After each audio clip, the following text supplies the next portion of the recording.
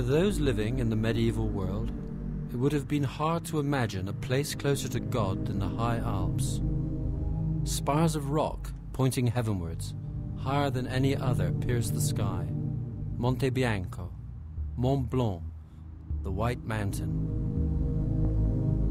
Beneath this mountain lies Aosta, a town of ancient origin, Roman garrison town at the southwestern crossroads of the Alps. In 1033, in the hamlet of Grassin, across the river from Aosta, a boy was born who would grow up with a perspective of these mountain peaks, and they would create in him a sense of wonder. His words would ripple down the centuries.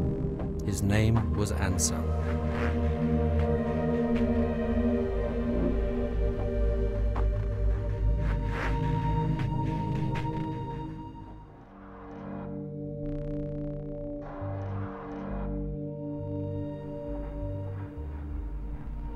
I first came to this quarry near Saint-Denis, high above Chambave in the Aosta Valley, in 2000 to find the famed green marble for a sculpture for an exhibition in the city of Aosta. My second visit was to select a block for a sculpture dedicated to St. Anselm, whose birthplace I had stumbled on when investigating the city and its surroundings. I first encountered Anselm as a young artist teaching at Coventry College of Art, famous in the late 60s for the radical group of artists called Art and Language, who were making a text-based art related to philosophy. Anselm's ontological argument and his reasoning for the proof of the existence of God was cited as a paradigm, a model for the dichotomy between reason and belief, and for them, how it could be applied to the subjective in art. I found his definition of God as that than which nothing greater can be thought, beautiful yet elusive, and just as it should be, and a thought that has stayed with me over the years. Late in 2001, I was approached by the office of the President of the Autonomous Region of the Val d'Aosta with a proposal to make an altar for the Chapel of St. Anselm in Canterbury Cathedral, and I am here to find a block to execute that work.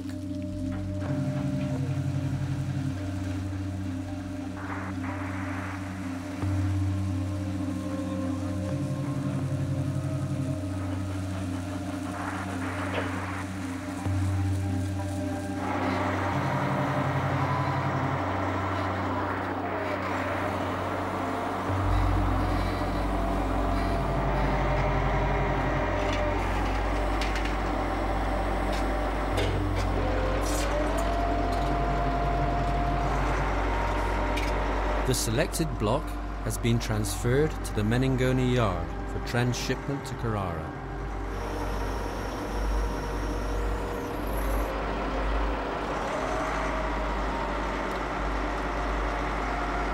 Journey of about 5 hours. I will travel with the block to ensure that if it is lost, I will be lost with it.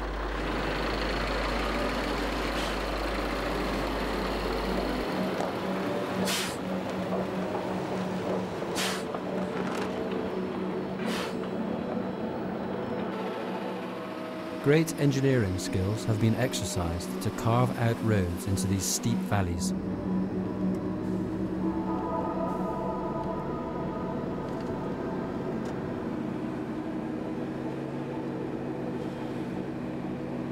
In the floor of the valley, we join the autostrada that follows the route of the Via Francigena that funnels pilgrims from northern Europe into Italy, to the Turin Shroud, then to Rome. Anselm too came south on this road to see relations, before striking west, then north into Burgundy, then on to Normandy.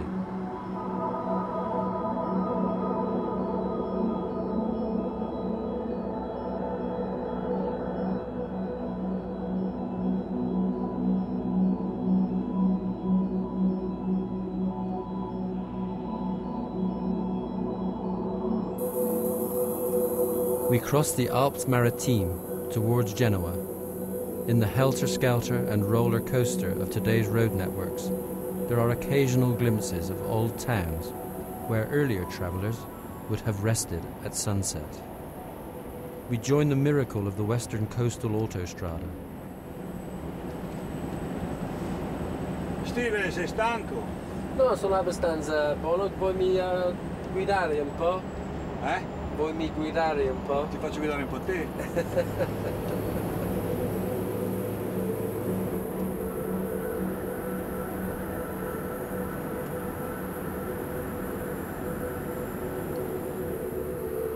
We arrive at the rock capital of the universe, Carrara.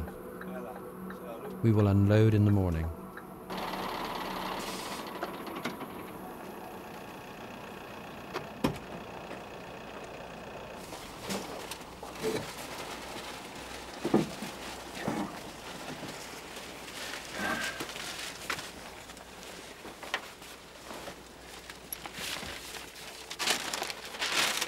Grazie ancora.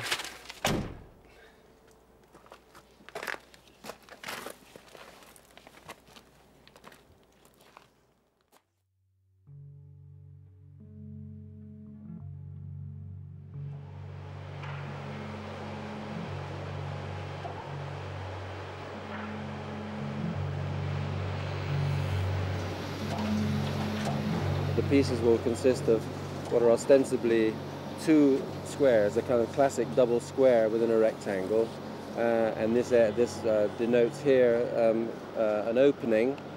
These two separate slabs, if you like, frame an opening into the interior space, which is the interior space, if you like, of the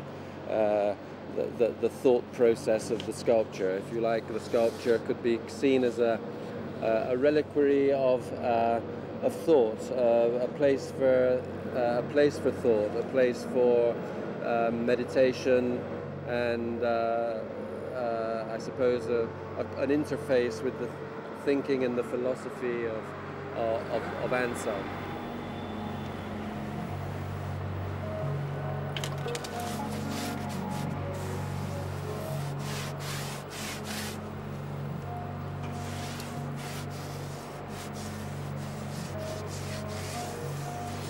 Just to visualize the size of the altar in this stone.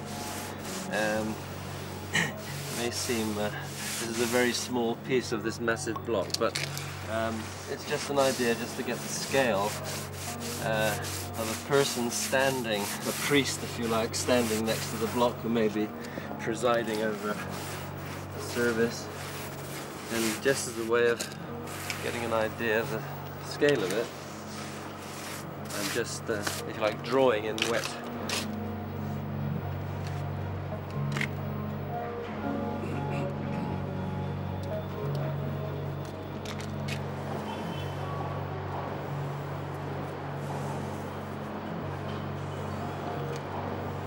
This is the Bible, or the prayer book.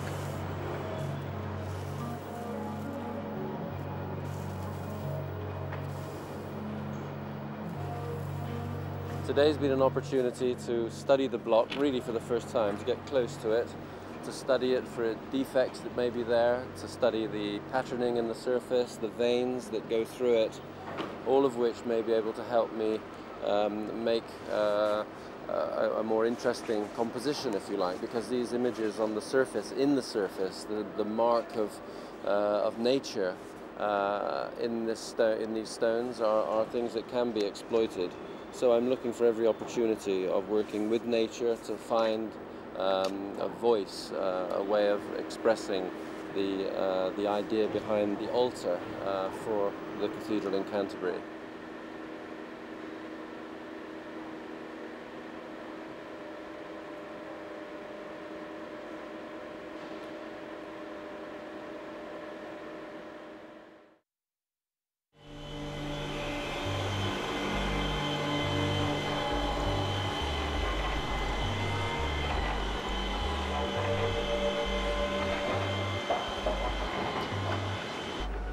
Now the block is mine, and I need to get to know it better, measuring it again and again, playing with it and cajoling it.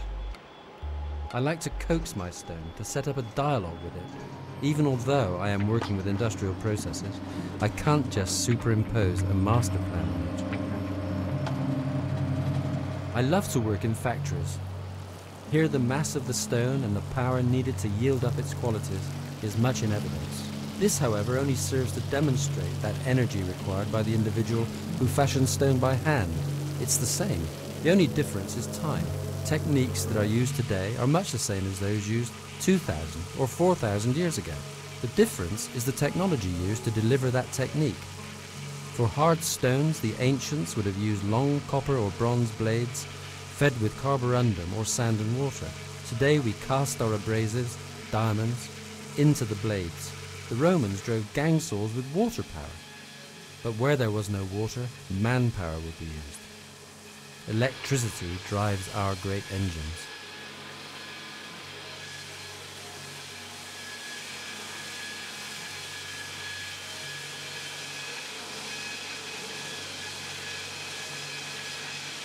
Standing here watching the cutting, it's occurred to me a method of maximizing the use of the block.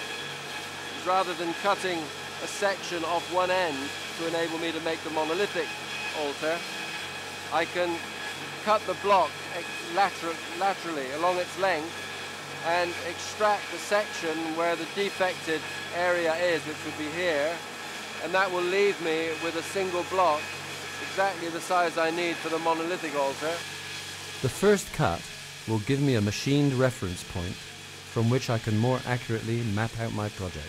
The saturated block will show the beautiful veining, but it will also expose its hitherto hidden defects.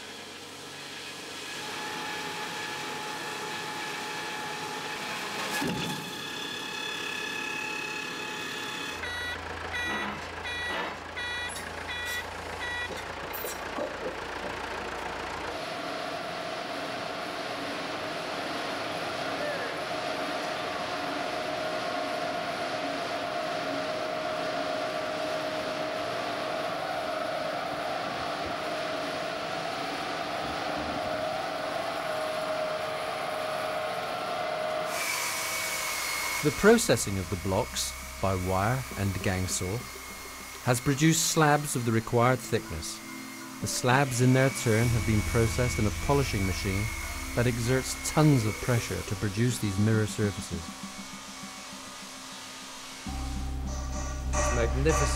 Magnificent calcite.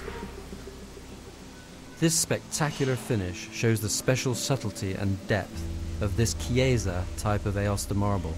It sets it apart from its South American, African, Indian and Chinese pretenders. The modulation in the green-black and the tones of sage green and sap have a light that will reflect Anselm's spirit, and the flashes of white illuminate the heart of the stone. Every angle must be checked for square, and every surface must be seen to be straight and level to the best that's possible. Unfortunately, when the blade hits hard pieces in the marble, it causes quite curves or hollows, and we have to sort those out. Sometimes they help us and sometimes they don't. It's difficult for everything to be perfect. This is an imperfect world and an imperfect stone. This stone was born out of water from a primordial soup whose sediments settled gram upon gram, ounce upon ounce over millions of years, congealing and stiffening under tons of pressure.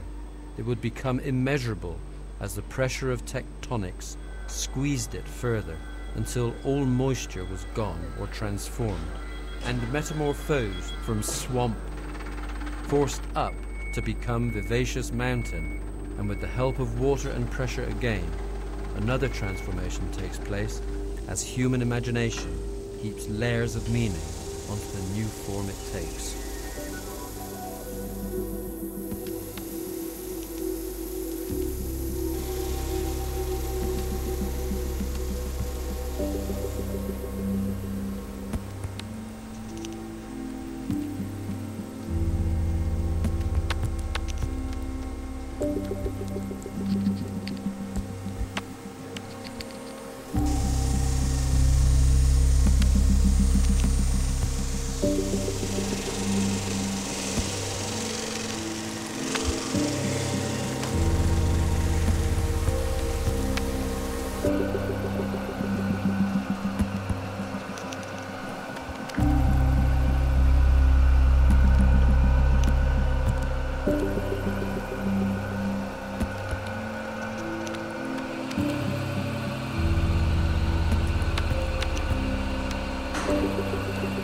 When I began to make the altar, I had in mind the extraordinary event of making another sculpture called Interior Space, the first one that I made, in which there was some quartz veins. It was a breccia stone from Egypt. And without really thinking too much about it, I did use this particular marking to give me, on one side, a sense of going inside the box, inside the interior space, and on the other side, the lines became a representation, if you like, of like a valley. In one sense, the front side of the sculpture showed a pathway with the perspective going in one direction, but on the other side, like a symbol for a valley. And sure enough, I looked at the sculpture from one direction, from this direction, and the peaks were cut off, and there were maybe one or two peaks which could be seen as images of the snow with the sun behind. And then I stood down the other side and looked from that side at the valleys. And Claudio Fornai, the man I'm working with, said, "My goodness, this looks like the outstretched arms of a crucified Christ." The plan for the sculpture is very simple, but then to work through the emerging images that are contained within the block, which are there unknown to me at the outset. And so the story of the making of the altar for Anselm's Chapel in Canterbury is drawn out in my sketchbook from possible procedures, possible forms a sculpture might take, cutting the block, avoiding defects, using the veins, and hopefully everything will go smoothly and everything fits together and shows the layering of symbolism from the veins. Let's just hope everything works out all right. The lines coming down symmetrically like the lines of a valley, peaks of snow, ridges of snow illuminated by a setting or a rising sun, lightning flash. It's a sense of energy, I think. It is not that we understand to believe, but it is that we believe so that we shall understand.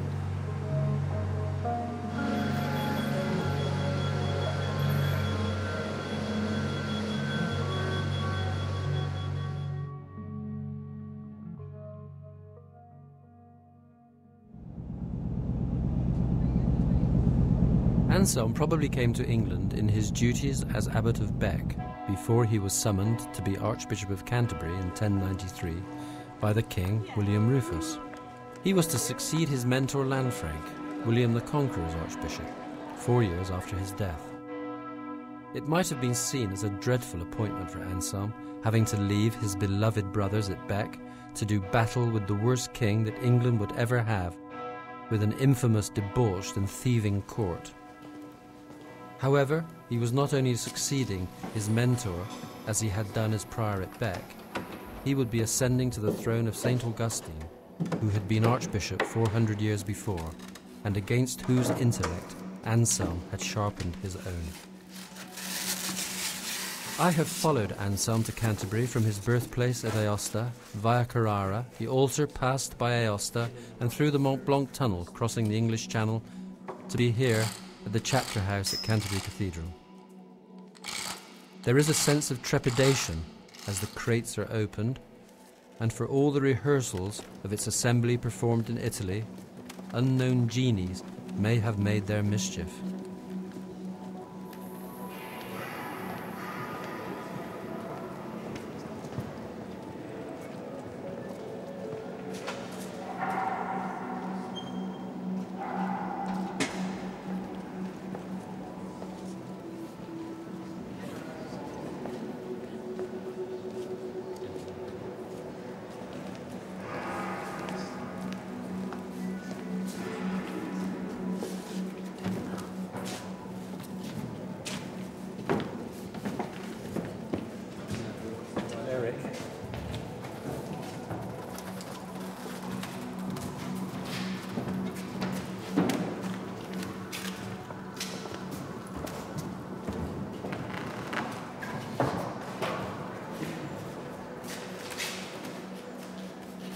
first two. First two. Yeah, and then Because we're that's ready to the go. corner up, and I think that's the back one, and this is this.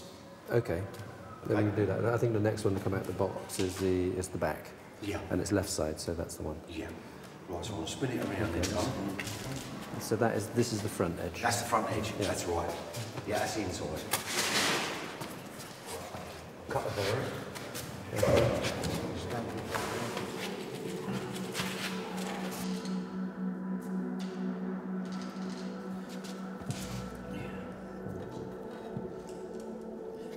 Touch up, Steve. That's it there.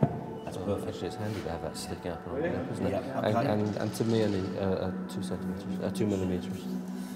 Yeah. So here we have a gap where because the 1/8 of an inch, 2 millimeter, 3 millimeter thick lead is actually raised it so that I can see this floor between the wall of the altar and the slab in the floor. So I want to get a thinner lead to stop this being able to be seen. Soon we will replace this thick lead with thinner lead. Polishing this floor slab, this slab which is evocative of a body slab, a place that may mark where the remains of St. Anselm are interred within this chapel. This we know, he's here somewhere. This focal place, now as I'm polishing it, reminds me of all sorts of things. I like the idea of this reflectivity, although it won't be seen by anybody really.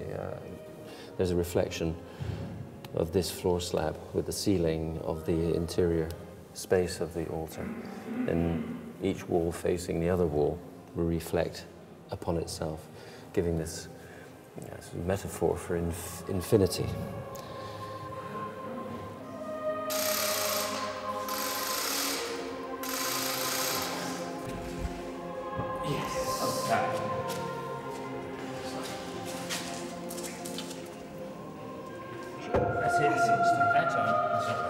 This way to me.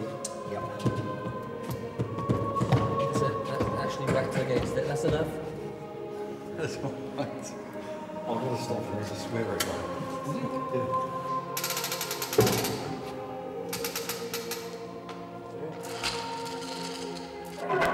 Okay. Right, now gently down, boys. Afraid there's nowhere I can get. Yep. Fingers, Stevie. Well done, boys.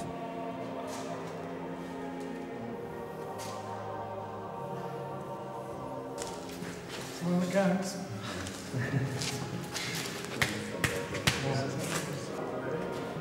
One, two, three.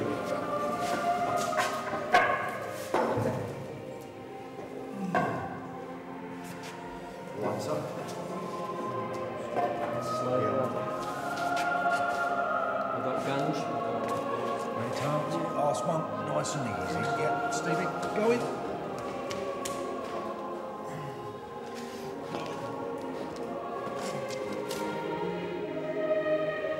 Here we are, about to reunite Anselm with something of the mountains he walked as a child. Perhaps his resting place will become an emblem, a focus for all, but especially for the Valdostani in the contemplation of their great son, who saw in the shimmering whiteness of their mountains an image of God, pure and true, that would become a beacon of light that he would spend the whole of his life trying to get closer to and understand.